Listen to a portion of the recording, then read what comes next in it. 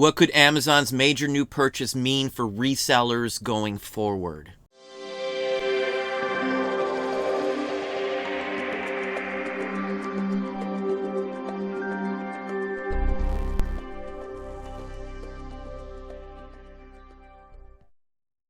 Hey, it's Don. Today we're going to talk about some news that was just announced. Amazon will be buying MGM Studios. Now, for a lot of people, that may not seem like any big deal, but under the MGM moniker, they own a ton of franchise rights to movie lines and things like that. Once Amazon owns those rights and they move all that content to Amazon Prime, what I see happening is a lot of those items that you may have been selling on Amazon, whether it's new games, DVDs, movies, CDs, action figures, or anything else like that, could become gated, and Amazon would have a monopoly on it.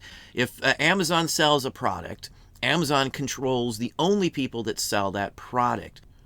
So here's my go-to source usually for things like this. If it's talking about acquisitions or purchases, I usually go to Wall Street Journal. It usually has the best information that I can find, and it usually includes financial numbers, which is something that I like to see. I know most other folks may not be interested in the numbers, but I always like to hear that.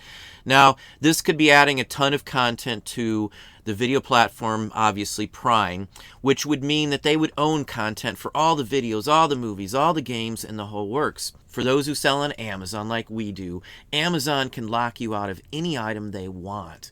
This would be a prime example. This is something I would hope wouldn't have happened with Amazon gobbling up other things. This is a major studio.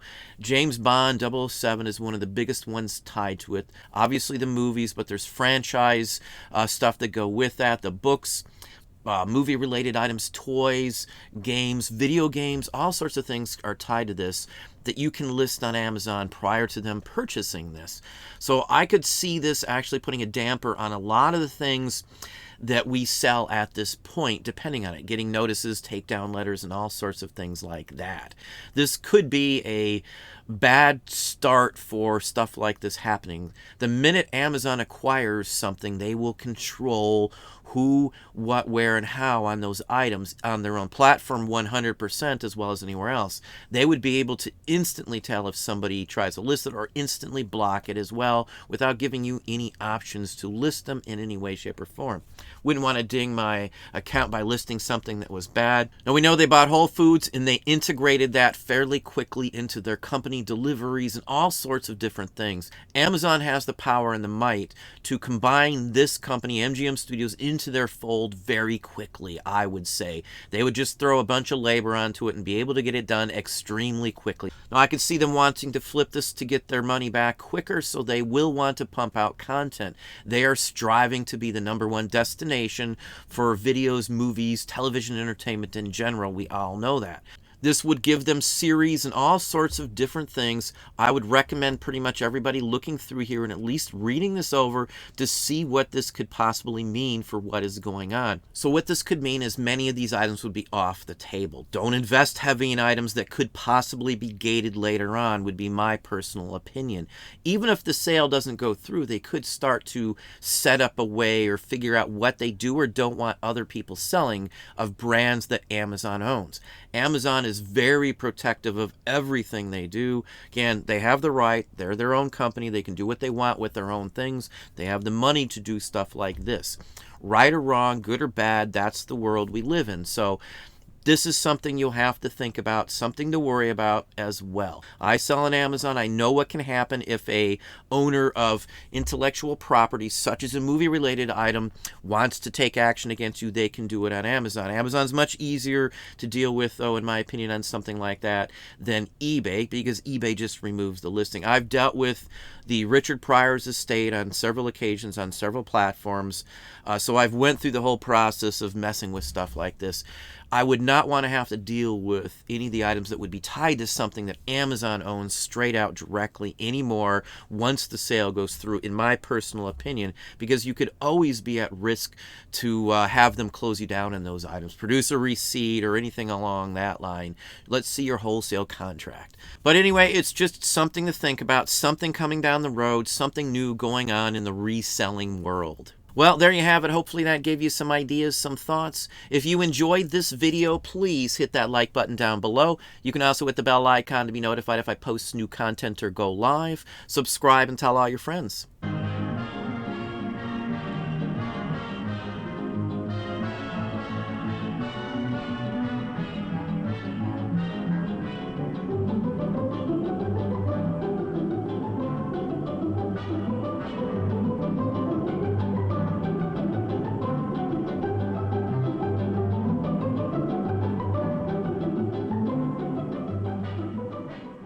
Let's bring our editorial microscope into focus on a very significant phenomenon: the middle-income consumer.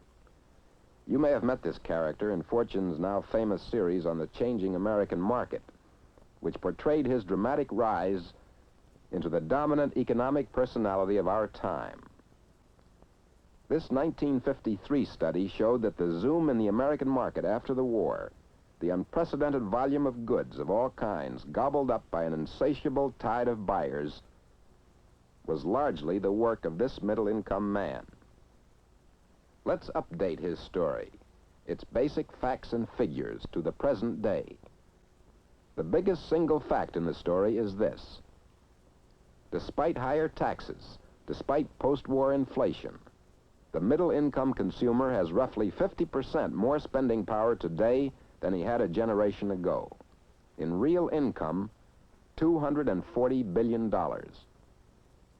He has fed new demands into the production apparatus of industry, accounting for the housing boom, appliance sales, the rush for prepared foods, even the once exclusive preserve of the exclusive rich.